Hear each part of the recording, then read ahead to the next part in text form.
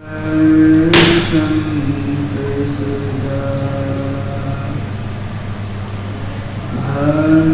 धन्य सतगुरु सुखदाय, महिमा कही न जाय। जो कछु कहूँ तुम्हारी कृपा, मोहे कछु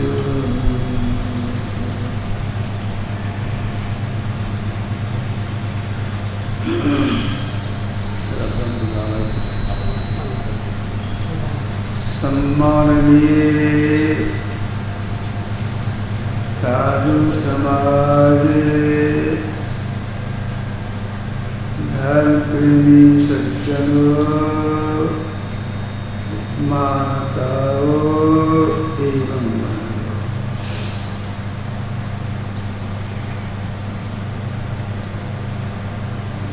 अभी हम लोग ग्रंथ पाठ में किनके उपदेशों को सुना?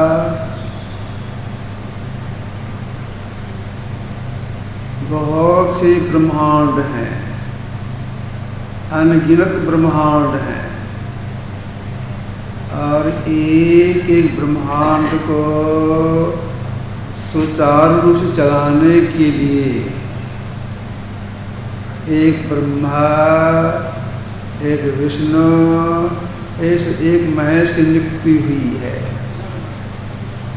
करोड़ों ब्रह्मांड, करोड़ों ब्रह्मा विष्णु महेश हैं। उनमें से क्षीर साई भगवान विष्णु राम के रूप में अवतरित हुए।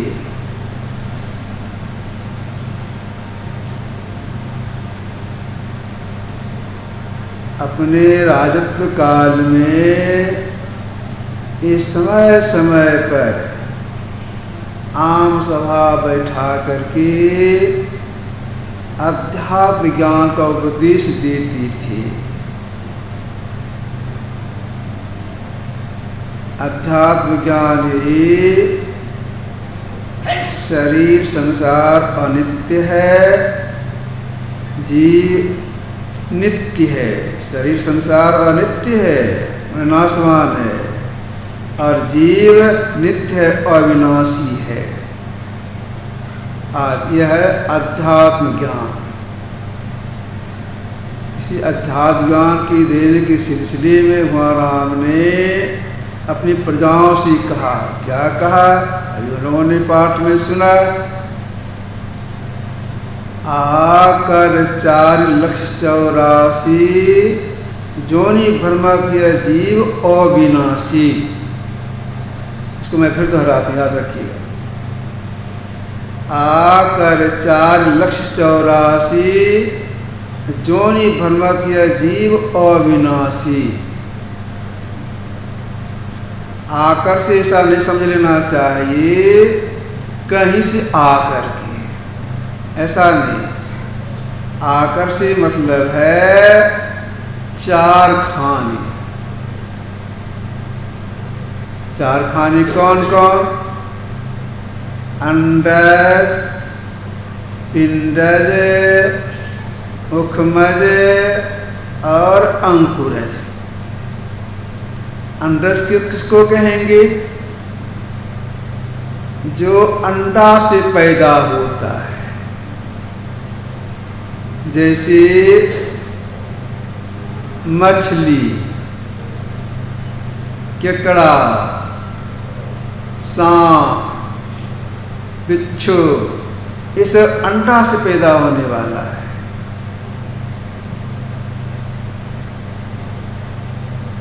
पिंडज जो पीठ से पैदा होता है, जैसे मनुष्य, गाय, भैंस, सिंह, भालू, कुत्ता, बिल्ली, गीदड़ आदि पेट से डायरेक्ट पैदा होता है, यही होगा पिंडज। उखमज जो गर्मी पाके पैदा होता है, ढील, लेग, मच्छर आदि। अंकुरज जो भूमि फूल के पैदा होता है, गाछ पहाड़ आदि। इन 4 खानियों में 84 लाख जोनियां हैं। इन 84 लाख जोनियों में सबसे ऊपर यह मनुष्य का शरीर है। यह मनुष्य शरीर जब परमात्मा का असीम दया होती है तब जीव को प्राप्त होता है। यह जो मनुष्य हम लोगों को परमात्मा की दया से मिला है, किस लिए मिला है? यही बात समझाने के लिए भगवान श्री राम सभा बैठाए थे। इतना उत्तम शरीर मिला है, इससे कौन काम करोगे तुम्हारा परम कल्याण हो जाएगा।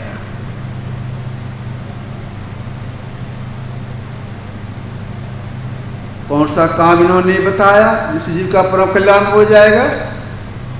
तो अभी ग्रंथ पाठ में हम लोगों ने सुना, यही तन कर फल विषय अनुभाई, स्वर्ग स्वल्प अंत दुखदाई। और राम ने कहा अगर कल्याण चाहते हो विषय का त्याग करो और स्वर्ग जाने की इच्छा का भी त्याग करो। 1 नंबर में रखा विषय का त्याग, 2 नंबर में स्वर्ग इच्छा का त्याग। अब देखिए भगवान राम ने जो कहा विषय का त्याग करने के लिए, अब हम लोग विचारना चाहिए विषय कितने हैं। इसका त्याग करके इन्होंने कहा विषय 5 हैं। रूप, रस, गंध, स्पर्श और शब्द। ये 5 विषय बहुत प्रबल हैं। एक विषय प्रधानता के कारण एक प्राणी की जान चली जाती है। जैसे देखिए 1 नंबर में है रूप, जो आंख से देखते हैं। ऐसा कौन प्राणी है जो रूप पर अपने निछावर कर देता है, अपने शरीर का प्रत्याग कर देता है? हम लोग भी रूप देखते हैं, अपने निछावर नहीं कर देते हैं। बिजली के अभाव में या मिट्टी के तेल के अभाव में, बिजली के अभाव में क्या करती है, मिट्टी तेल में दीपक जलाती है। दीपक का लौ देखने में अच्छा लगता है, रूप विषय है। अब देख दीपक का लौ जो देखने में अच्छा लगता है, रूप विषय है। पतंगा दौड़ता है, झपट्टा मारता है, हम लोग देखते हैं। मोमबत्ती हो या दीपक का लौ हो, पतंगा दौड़ता है, झपट्टा मारता है। झपट्टा मारने में क्या होता है, पतंगे का एक पांख जल जाता है, एक पांव जल जाता है। फिर भी वह घूमता हुआ किसी तरह से लौ में सट जाता है। एक रूप से कारण पतंगे की जान चली गई।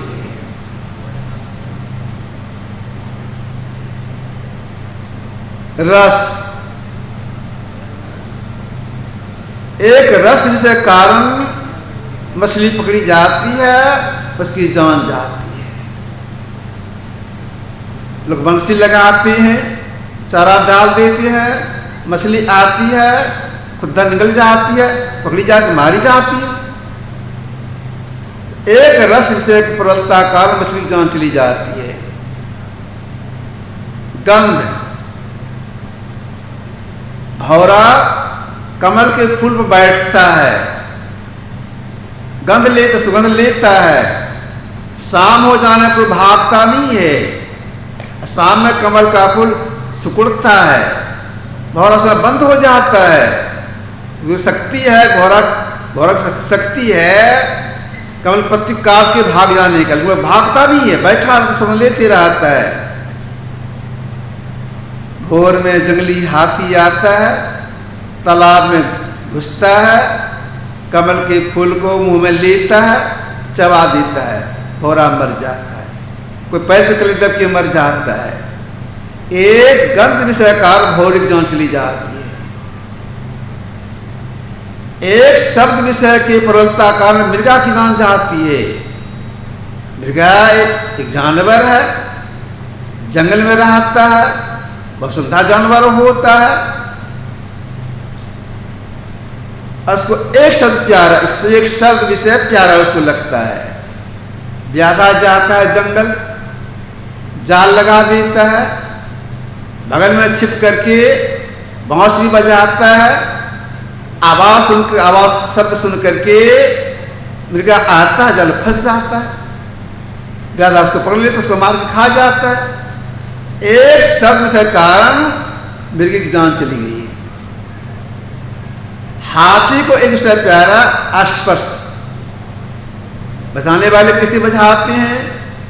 जंगल जाते हैं, वे खाई खोद देते हैं, ऊपर से एक टट्टी लगा देते हैं, किसी खरकुटा खर का, किसी लकड़ी का, मिट्टी का छिड़काव कर देते हैं, हाथनी का चित्र बना के रख देते हैं। हाथी दूर से देखता है, हथनी खड़ी है। आसपास के ख्याल से हाथी आगे बढ़ता है, खाई में गिर जाता है, पकड़ा जाता है, मारा जाता है। अब एक एक विषाकार प्राणी, एक प्राणी जान चली गई। एक बात, दूसरी बात यह है, अगर अंत समय में, शरीर छूटने के समय में यह ख्याल आ जाए, बढ़िया रूप देखें,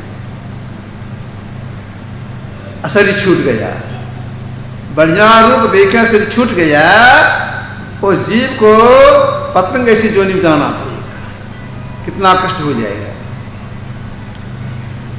बढ़िया रस लें, शरीर छूट गया, मछली से जोनी में जाना पड़ेगा। बढ़िया गंध लें, शरीर छूट गया, घोड़ा जोनी में जाना पड़ेगा। बढ़िया शब्द सुने, शरीर छूट गया, मृगाई से जोनी जाना पड़ेगा। बढ़िया मुलाकात का स्पर्श करें, शरीर छूट गया, हाथी जोनी से जाना पड़ेगा। इसी को लेकर किसी लक्ष्य करते हुए राम ने प्रजा से कहा, अगर अपना कल्याण चाहते हो, ये जो 5 विषय हैं इसका त्याग करो। तुलसीदास महाराज इसकी पुष्टि की है। इन्होंने कहा है, बिना पुस्तक में लिखा है, 5 परस रस शब्द गंध और रूप इनकर कहा न कीजिए बहुरी परभव को। ये 5 विषय हैं, प्रबल हैं, इसका सेवन में लगे रहेंगे, भवकूप में पड़े रहेंगे, नीचे जो नहीं जाना पड़ेगा, तो भोगना पड़ेगा। तब करना क्या चाहिए? भगवान राम की बातों को मान करके विषय का त्याग करने का प्रयास करना चाहिए। क्या प्रयास करने में कोई आदमी तीर्थ करने के लिए चला जाए, बद्रीनारायण जाए, हरिद्वार जाए, ऋषिकेश जाए और कहीं जाए, विषय का त्याग होगा? विषय का त्याग नहीं होगा। बाहर में कहीं भी जाएंगे, इंद्रियां साथ में रहेगी, विषय का त्याग नहीं होगा। इसके लिए जितने बड़े बड़े महापुरुष का कहना है, अपने अंदर में घुसिए, अपने अंदर घुस के चलिए। अपने चलने से इंद्रियां छूटेगी और विषय का त्याग होगा। कहाँ से हम जीव हैं, शरीर में रहते हैं, इंद्रियों से अलग होने के लिए, विषय से अलग होने के लिए कैसे चले, कहाँ से चलेंगे? तो जो चाहते वैसे चलते हैं। अभी हम जीव दोनों भोग बीच में है, जागृत अवस्था में भोग बीच में है। आंख से उसके पिंड का भाग है, ऊपर ब्रह्मांड का भाग है, ऊपर चलना छूटेगी और ऊपर चलने छूटने की तब विषय का त्याग होगा। इसके लिए क्या करना पड़ेगा? ऊपर चढ़ाई करने के लिए कुछ करना होगा। क्या करना होगा? अपना सिमटाव करना होगा। सिमटाव के लिए सबसे पहले क्या करना होगा? सबसे पहले परमात्मा जपने के बहुत से नाम हैं, तादु सृजनहार के केते नाम अनंत, बहुत से नाम हैं। उन नामों में से एक नाम का जप करना होगा। अगर अपने मन से जपना शुरू कर देंगे, जितना सिमटा होना जितना नहीं होगा, कुछ भी अनुभूति नहीं होगी, चुपा चढ़ाई नहीं होगी। जपने के बहुत से नाम हैं, उन नामों में से वह नाम जो गुरु बता दें, उस नाम को जपने से क्या आरती है, तो चढ़ाई भी होती है। तो जो नाम गुरु बता उस नाम को जपना है। कैसे जपना है? जपने कला 3 है। बोल बोल करके, अपने भी सुने और लोग भी सुने, बोल बोल करके। दूसरा है धीमे स्वर से, अपना कान सुने और कोई नहीं सुने।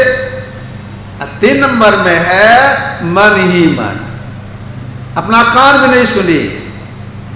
इसको कहा है मानस जप। मानस जो करते हैं एकाग्रता आती है।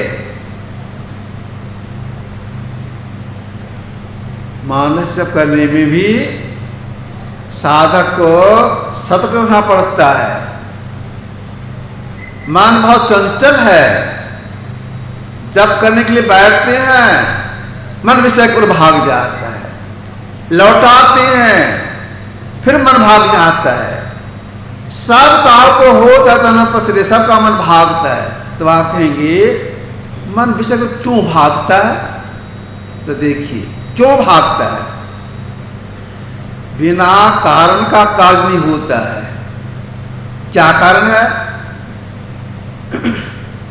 यह जीव, हम लोग जीव हैं, जीव सृष्टि काल से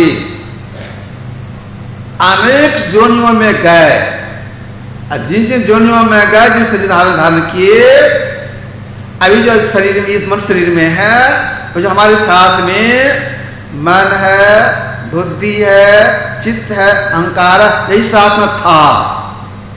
मान लीजिए किसी समय में हम जीव सिंह जोनी में गए हो, अभी जो मन है बुद्ध संस्कार, यही मन उसमें भी था। उसमें जो कर्म किए और संस्कार पड़ा हुआ है।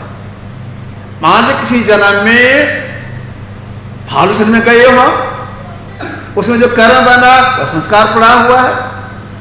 और किसी जन्म में बंदरजोनी में गए हो, वह संस्कार पड़ा हुआ है बंदराधिका में। यही कारण है कि मन जब को छोड़ करके भागता है, यही कारण है। तो करना क्या चाहिए? पुरुषार्थ करना चाहिए। पुरुषार्थ कैसे कहें, कैसे करें? तो जैसे मन जप को छोड़ के भागे, लौटा के जप लगा देना, ये पुरुषार्थ है। गुरुदेव की आज्ञा है। क्या आज्ञा है इनकी? जहाँ जहाँ मन भागी जाए, तह तह से तत् छल, फिर लगा ये देह में आपन, ऐसे के प्रत्याहार धारण धर के, अरे हारे में आरो आगे बढ़िए चढ़िए धर धारा धर के, जहाँ जहाँ मन भाग जाए, तह तह से तत् क्षण, तुरंत वहां से लौटाइए और जप लगा दीजिए, विलंब नहीं कीजिए। ये जो मन भागता है, लौटाते हैं, फिर भागता है, फिर लौटाते हैं, इस प्रक्रिया कहा गया प्रत्याहार। इसी प्रत्याहार में पुरुषार्थ करना पड़ता है। पुरुषार्थ के पीछे पीछे भाग चलता है। तो पुरुषार्थ में हारने का प्रयास नहीं करना चाहिए, जीतने का प्रयास करना चाहिए, लगन के साथ करना चाहिए। तो एक नाम का जप करेंगे लगन के साथ, लगन के साथ करेंगे, जपने सही उस कला से जपेंगे तो हृदय शुद्धि हो जाएगी और अंदर प्रेस हो जाएगा। हृदय शुद्धि हो जाएगी, अंदर प्रेस हो जाएगा और क्या हो जाएगा? जपा शुद्धि प्राप्त हो जाएगी। कुछ जप करने से हृदय शुद्धि होती है, कुछ चलना भी हो जाता है, जपा शुद्धि प्राप्त हो जाती है और परमात्मा अनुभूति कुछ हो जाती है। जपा शुद्धि में क्या होता है, परमात्मा अनुभूति में क्या होता है? तो देखिए जपा शुद्धि में क्या होता है।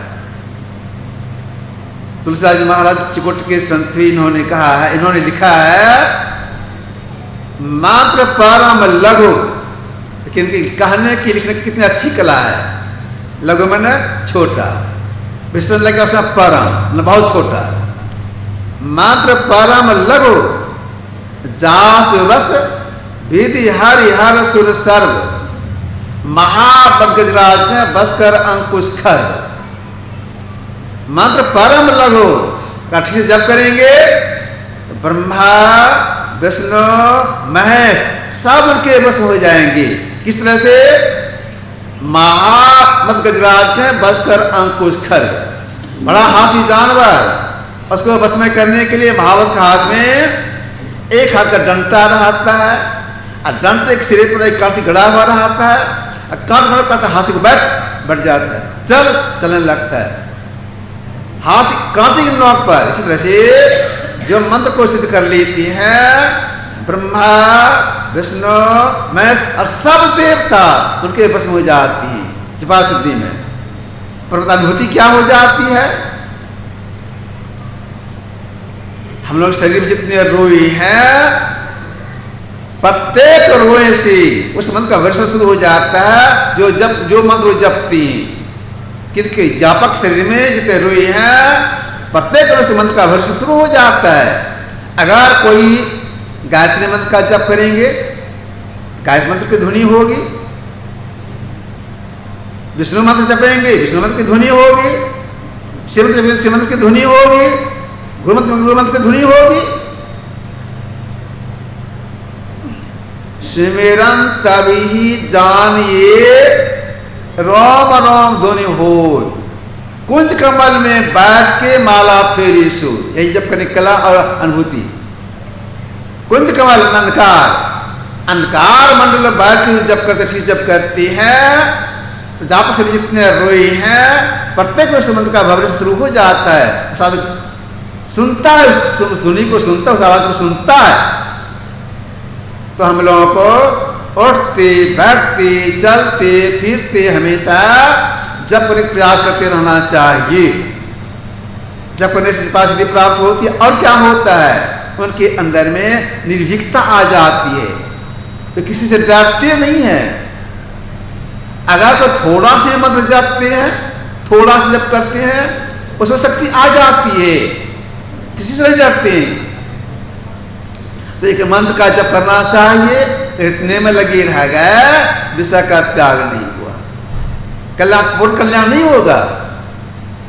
और आगे बढ़ने के लिए एक नाम जप करने के बाद और सिमटाव के लिए आगे बढ़ने के लिए गुरु जिनका ध्यान करने के लिए बता दें, उनके रूप का ध्यान, इसको मानस ध्यान। कैसे मनन किया जाता है? ख्याल से। वे ऐसे हैं, ख्याल करने में भी ऐसी कैसी श्रद्धा होनी चाहिए? श्रद्धा ऐसी होनी चाहिए जिनका हम मानस ध्यान कर रहे हैं ये मनुष्य नहीं, ये परमात्मा सब साकार रूप है, यह भावना होनी चाहिए। गुरु साहब करी जानिए रहिए सब समय, गुरु परमात्मा सब साकार रूप है, यह भावना होनी चाहिए। इस भावना को लिए उनका ध्यान करना चाहिए। कैसे करेंगे? लगन के साथ ख्याल से देखेंगे ऐसे वे ऐसे हैं। तो देखिए जिनका ध्यान किया जाता है उनका गुण भी आने लगता है। इसलिए महापुरुषों का ध्यान करेंगे तो महापुरुषों का गुण आएगा। तो महापुरुषों का ध्यान करना चाहिए। और आगे सिमटाव के लिए तब क्या करना चाहिए? ये जो हम लोग की दो आंखें हैं और दोनों आंखों से दृश्य धारा निकल रही है, समुद्र रेखा निकल रही है। एक करने महापुरुषों ने कहा, एक करने से क्या होता है? तो देखिए एक करने से क्या हो जाता है। एक कर्ष के अंदर में बिंदु का उदय होता है, इसका परिणाम क्या निकलता है? देखिए भगवान राम तो सीधा लकीर खींच दिए। बच्चे खेल कूद हटाइए वहां से, बच्चे को बंद करिए, विषय का त्याग कीजिए। विषय 5 लिया गया है, अगर समास रूप में लीजिएगा तो विषय 2 ही है। भगवान सीधा विषय सीधा कह दिए, विषय का त्याग कीजिए। तो विषय 5, समास रूप में 2। कौन कौन 2 विषय हो गए 5 से? आस्थूल विषय, असूक्ष्म विषय। मानव का विषय का त्याग कीजिए, मतलब असूक्ष्म विषय का त्याग कीजिए, विषय का त्याग कीजिए तो आपका परम कल्याण हो जाएगा। अब आपका अस्थूल विषय किसको कहेंगे, सूक्ष्म विषय किसको कहेंगे? 5 कर्मेंद्रियां, हाथ, पैर, मुंह, लिंग, गुदा।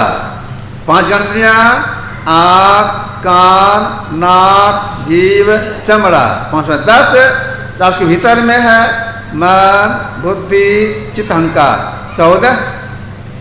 14 संग्रह करके जो आप देखती सुनती हैं, ये हो गए अस्थूल विषय। जिस साधक की सफल हो गए, 5 कर्मेंद्रियां छूट गई, 4 भीतर में रह करके देखते सुनने वाले सूक्ष्म विषय, वहां का विषय का त्याग कीजिए। योग करने में असूल विषय छूटता है। असूल विषय कैसे छूटेगा? जब भीतर 4 मिनट छूट जाएगी तब सूक्ष्म विषय भी छूट जाएगी। इसी के लिए महापुरुषों ने कहा सब साधना कीजिए। जो सब साधना करते हैं, एक शब्द की खोज करते हैं, एक शब्द की पकड़ हो जाती है, भीतर 4 मिनट छूट जाती है, छूट जाती है, उसका परम कल्याण हो जाता है। इस काम में जो लग जाती हैं, थोड़े कर पाते हैं, सिर छूट जाता है, परिणाम इसका क्या निकलता है? परिणाम इसका यह निकलता है, वह जीवात्मा सिर छूटने के बाद भगवान कृष्ण कहने के अनुसार स्वर्ग लोक जाता है, मानसिकों को भोगता है। जब संसार आता है शरीर धारण करने के लिए, वह जीव श्रीमान घर में जन्म लेता है, जोगी कुल में जन्म लेता है। श्रीमान घर किसको बोलते हैं? जिस घर में सारी सुविधाएं हों, इसके साथ साथ परिवार के सभी लोग सत्संग ध्यान करते हो, मांस मछली का सेवन नहीं करते हो, शराब नहीं पीते हो, खैनी गुटखा नहीं खाते हो, सिगरेट नहीं पीते हो, ऐसे कहा गया पवित्र श्रीमान। जोगी कुल किसको कहेंगे? जिस परिवार सत्संग ध्यान रोज होता है, जिसके परिवार साधु को अवतार लिए हैं, ये जोगी कुल हो गए। तो थोड़ा किए स्वर्ग जाएंगे, संसार आएंगे, श्रीमान घर में अजुकुल में जन्म होगा। पहले थोड़ा सा किए हैं, उसका स्पिरित होकर के साधना करेंगे, इस जन्म मुक्त हो जाएंगे। तो यही काम करने के परमात्मा की ओर से हम जीव को मनुष्य मिला है। इस काम में जो लग जाते हैं, आलस रहित होकर करते हैं, का कल्याण होता है। जो आलस में पड़े रहते हैं, का कल्याण हो जाता है। देखिए, जो निरालसी होती हैं उनका उत्थान होता है, आलसी का पतन होता है। जितने बड़े बड़े महापुरुषों सब आलस त्याग करके महानता को प्राप्त किए हैं। भगवान बुद्ध बैठे हुए थे, उनके दर्शनार्थ लक्ष्मीराज आए, प्रणाम किए, आज्ञा मिली बैठने का, प्रणाम करके बैठ गए। तब लक्ष्मीराज ने भगवान बुद्ध से निवेदन किया, भगवान आपने देवराज इंद्र को देखा है? भगवान बुद्ध ने कहा, हाँ मैंने देखा है। इसके बाद तो भगवान बुद्ध ने कहा लक्ष्मीराज से, अपमादेन मघवा देवानं सिद्धतं गतो आप मत प्रशंसन्ति प्रमादो गर्हितो सदा। पाली में इसका हिंदी अर्थ है, अप्रमाद कारण इंद्रदेव से श्रेष्ठ बना, सभी प्रशंसा करते हैं, अप्रमाद सदा निंदा होती है। तो जो प्रमादी है, आलसी है, का यह लोग परलोक दोनों भ्रष्ट हो जाता है। अर्जुन आलसी है, का यह लोग परलोक दोनों बनता है। इसीलिए महापुरुषों का कहना है, आलस त्याग करके साधना में लगिए, चुकिए नहीं। किसके समय कीजिए? ब्रह्म मुहूर्त में। देखिए, भगवान कृष्ण में ब्रह्म मुहूर्त में ध्यान करते थी। ब्रह्म, उसको ब्रह्म बेला कहा गया है, अमृत बेला कहा गया है। तो ब्रह्म बेला में, ब्रह्म मुहूर्त में बैठ के ध्यान करना चाहिए। उसमें शांत वातावरण रहता है। इसके बाद स्नान करने के बाद तुरंत 2 बार हो गया। इसके बाद संध्या काल में, एक त्रिकाल संध्या हम लोग को वैदिक में है, जो त्रिकाल संध्या करते हैं, ठीक से करते हैं, तो ये अपने अंदर में प्रवेश करती हैं। इसकी जानकारी कहाँ मिलती है? इसकी जानकारी इसी सत्संग से प्राप्त होता है। अंतस्नान के प्रेरणा कहाँ से मिलती है? इसी सत्संग से प्रेरणा भी मिलती है। तो जानकारी के लिए, प्रेरणा के लिए इसमें जरूर आना चाहिए, सब समय प्रयास करना चाहिए, और समय पर जरूर ध्यान करना चाहिए। बहुत से ऐसे भी सत्संगी हैं जो 3 बजे भोर में सोए रहती हैं, ध्यान नहीं करती हैं। बहुत से ऐसे भी हैं संध्या काल में सोए रहती हैं, संध्या काल में सो जाती हैं। तो कोई काम करके आए, लेट गए, सूर्यास्त हो रहा है, सोई भी हैं। तो देखिए, ब्रह्म मुहूर्त में सोने से, संध्या काल में सोने से बहुत हानि होती है, पाप भी लगता है। आप लोग पढ़े होंगे, कहीं सुने होंगे, मैं याद दिला देता हूँ। जब भगवान राम पिता की आज्ञा से 14 वर्ष के लिए जंगल चली गए, उस समय इनके भाई, छोटे भाई भरत जी, शत्रुघ्न जी ननिहाल में थे। उनका ननिहाल कहाँ था? कश्मीर में। वशिष्ठ मुनि एक आदमी को भेजे, जाके कहना, जोग जाको भरत को, गुरु जी तुमको बुलाती हैं। इधर दशरथ से मर गए, भगवान राम उधर गए, भगवान दशरथ त्याग कर दिए। कहा जा भरत को इतना ही कहना, गुरु जी तुमको बुलाते हैं। जब खबर मिली, भरत जी, लक्ष्मण जी, शत्रुघ्न जी कश्मीर से चले, अयोध्या आए, समाचार मालूम हुआ, बड़ी माँ कौशल्या के पास गए। क्यों गए? शंका हो गई, हो न हो बड़ी माँ की शंका हो जाए कि राम को वनवास भेजने में इसका भी भीतर उतर हाथ होगा, राजा बनने किसका भी शौक है।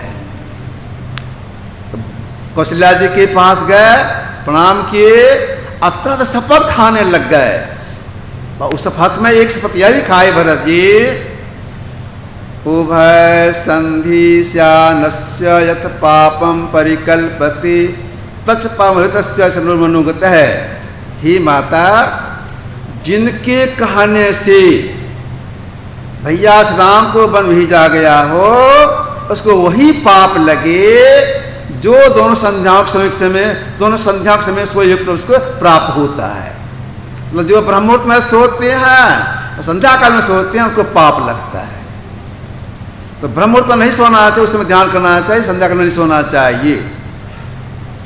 एक हो गए चरणदास जी महाराज, इन्होंने कहा है कि जागे ना पिछले पहर, करण गुरु मत जाप, मुंह फाड़े सोबत रहे, ताकू लागे पाप। पाप को भागीदार काहे बनेंगे? ब्रह्ममुहूर्त के जग के ध्यान करेंगे। ऐसे तो आपसे कहना है, अगर साधन तरक्की करना है, अगर अलग के विषय का त्याग करना है, तो मध्यरात्रि में जग के कीजिए। मध्यरात्रि का मतलब यह है 12 बजे के बाद बैठ जाइए। इतना नहीं कर सकते हैं, पिछले पहर कीजिए, ब्रह्ममुहूर्त में जग के कीजिए। गुरु महाराज गए हुए थे कटिहार में एक स्थान का नाम है गामी टोला, वहाँ सत्संग मंदिर है। अपना काल सत्संग में गुरुदेव अपने प्रवचन के सिलसिले में बोले, जो अपने अंदर में ब्रह्म प्रकाश को देखना चाहती हैं, प्रणाम सुनना चाहती हैं, वे रात में जग के ध्यान करें। नींद सतावे तो सो जाएं, फिर जग के करें। मतलब कहने का आशय क्या हुआ?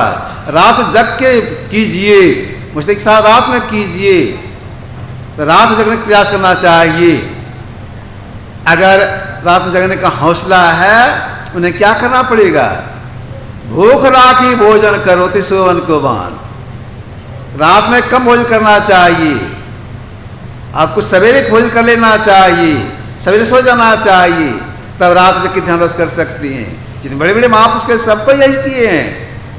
बहुत से साधक भी हैं जो रात में भोजन नहीं करते हैं, करते बहुत हल्का लेते हैं, थोड़ा सा लेते हैं, भूख के भोजन करते हैं। कोई तो दूध पी कर रह जाते हैं, कोई वो भी नहीं करते हैं। खाते थोड़ा सा खाते हैं, बीच नहीं खाते हैं, और आप प्रयास करते हैं जग की ध्यान करने का। तो अगर दिन अवकाश नहीं मिले तो आप जग की जरूर करना चाहिए। देखिए अवसर निकल रहा है, जो अवसर चला निकल गया, आप किसी कीमत लौट के नहीं आएगा।